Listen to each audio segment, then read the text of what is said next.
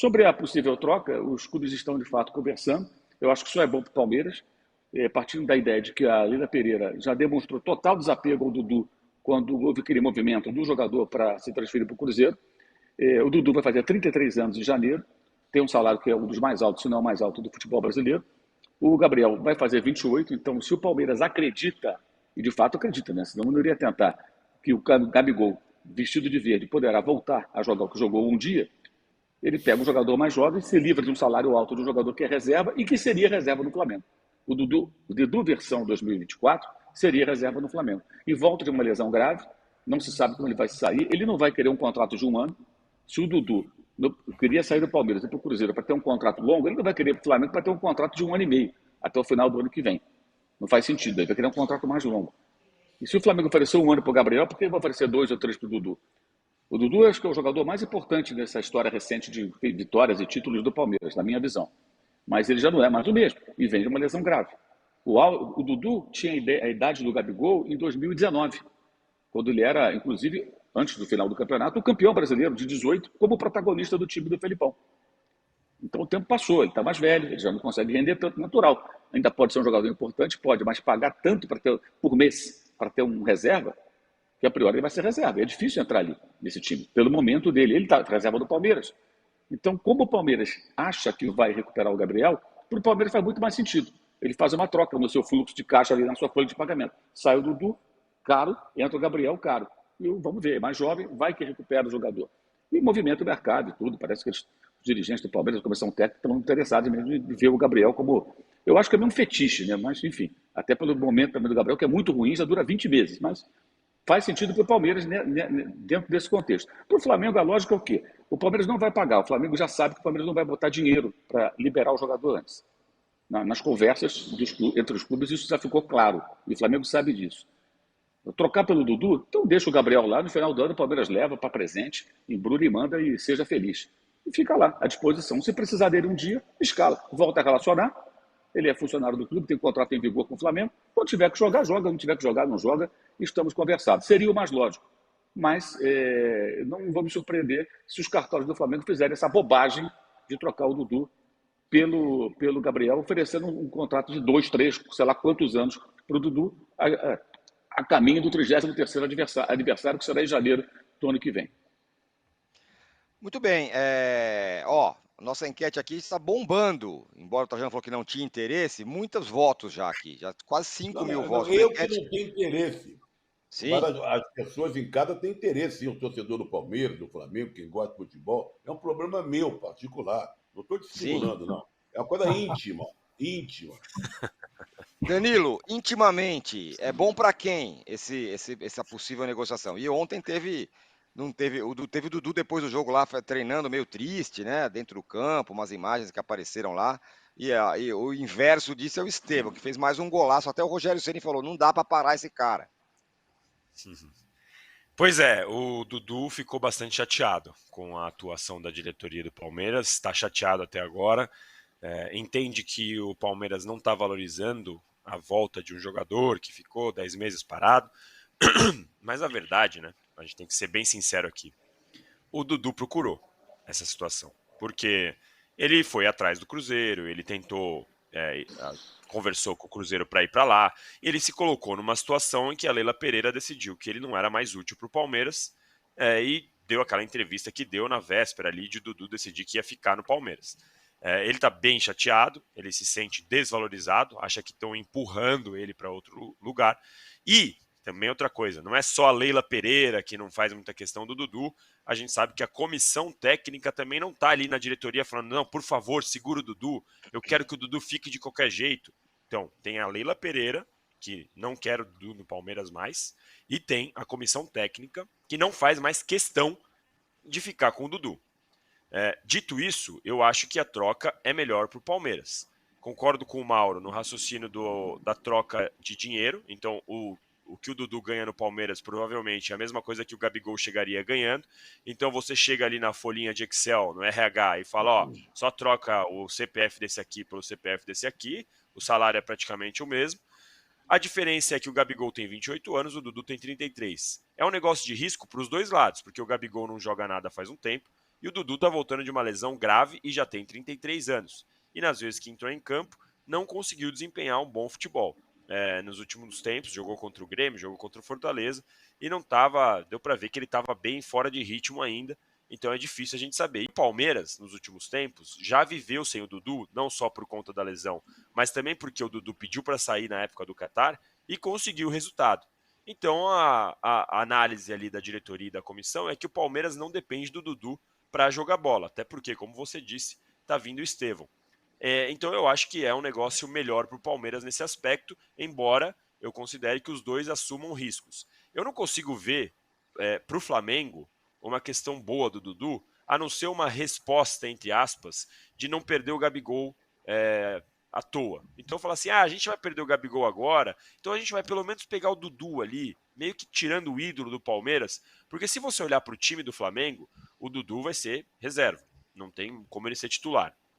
O Dudu já teve outras questões com o Tite no passado também. O Tite não levou o Dudu para a seleção brasileira e tal. E eu não consigo ver o Dudu fazendo a marcação que o Luiz Araújo faz quando entra, voltando para marcar lateral lá atrás.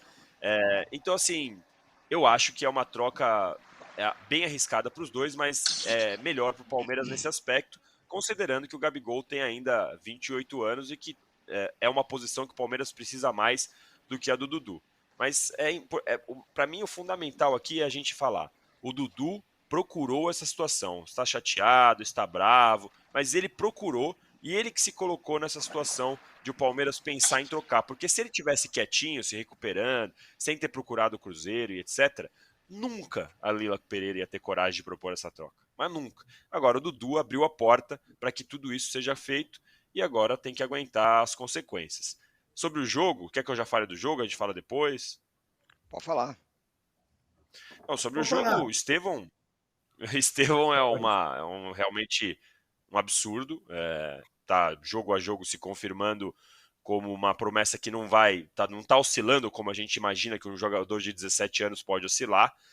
Contra o Grêmio ele fez o que fez, aquele golaço. Agora contra o Bahia, em um jogo que o Palmeiras estava dominando praticamente o jogo todo, mas não conseguia fazer o gol para logo sair na frente. E aí o Bahia teve uma chance com o Jean Lucas, que o Bandeirinha deu impedimento, mas que não estaria se fosse pro VAR.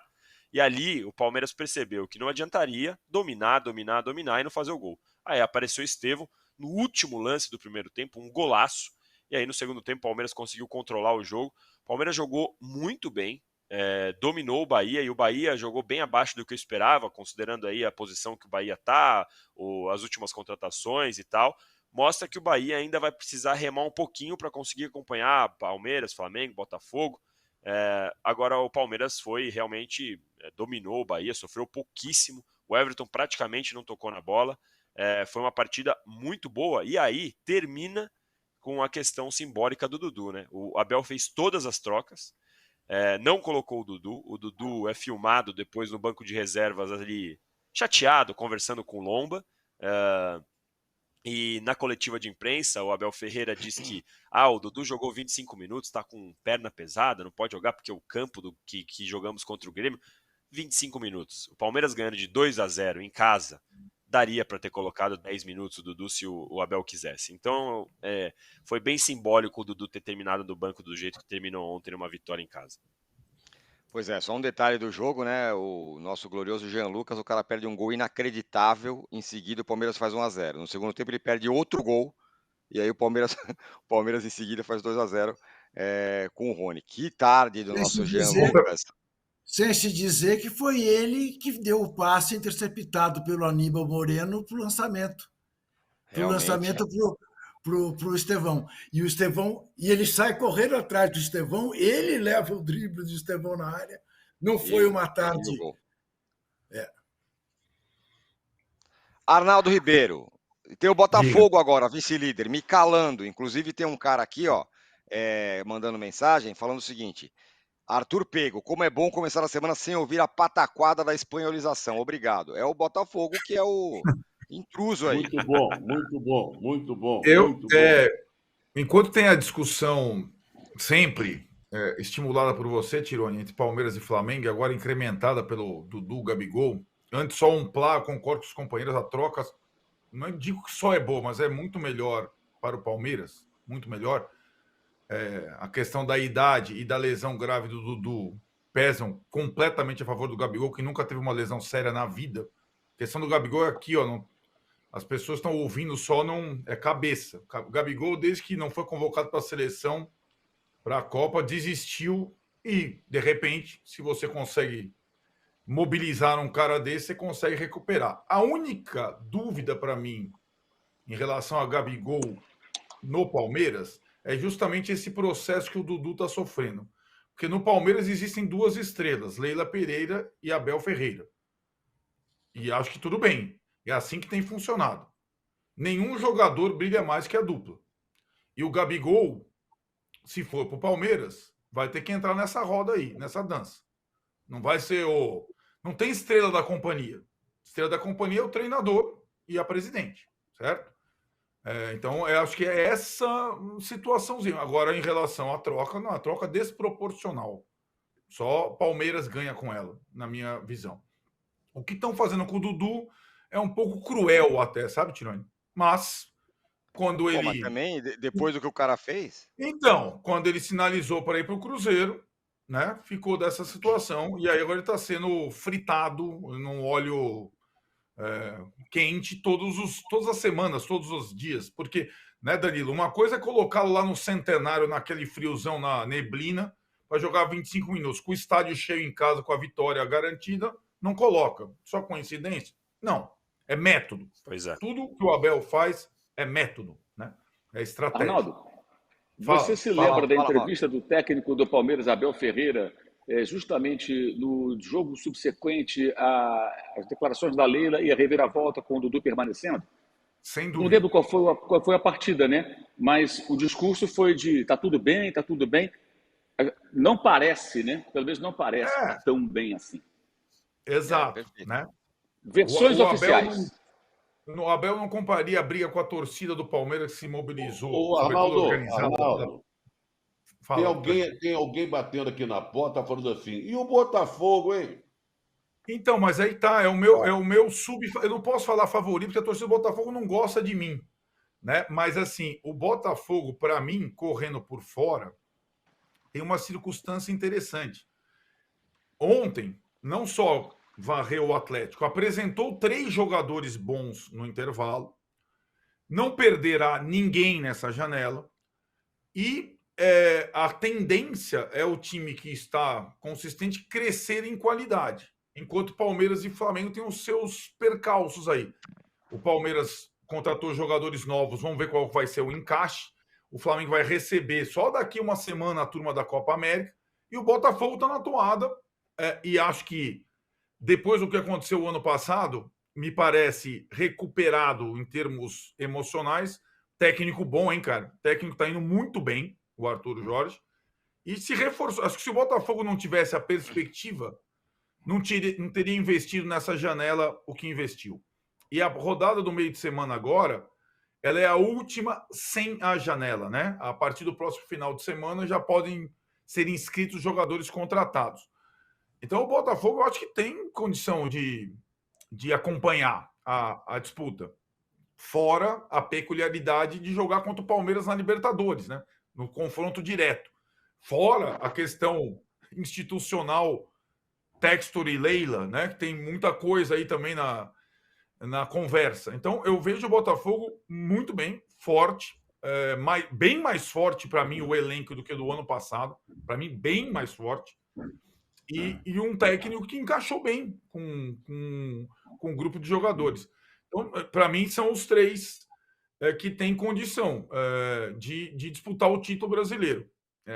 Por circunstâncias até semelhantes, por circunstâncias financeiras, sobretudo. Os 3 que são fortes e talvez fiquem ainda mais fortes depois dessa janela no meio do ano.